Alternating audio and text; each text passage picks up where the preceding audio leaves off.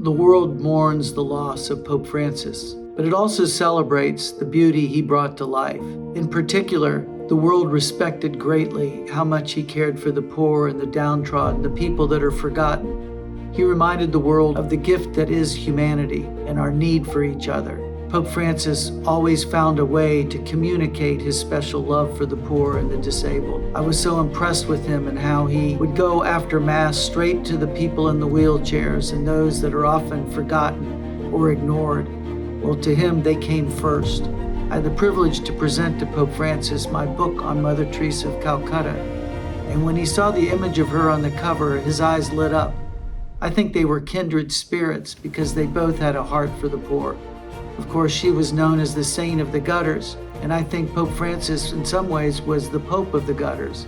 He cared about those individuals often left behind and discarded. He saw in them the divine image, the divine imprint, and he always honored it.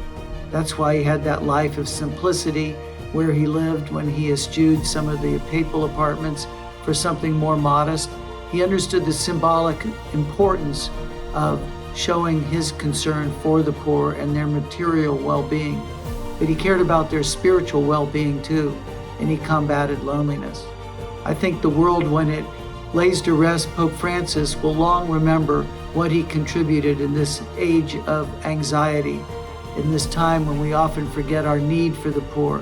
Mother Teresa said the poor would be the salvation of the world, and I think she meant this because the poor reminds us of our need for them and how they have much to teach us and how they can unleash in us compassion and care for others. And I think Pope Francis had that same message throughout his papacy, and he'll be missed and he'll be remembered.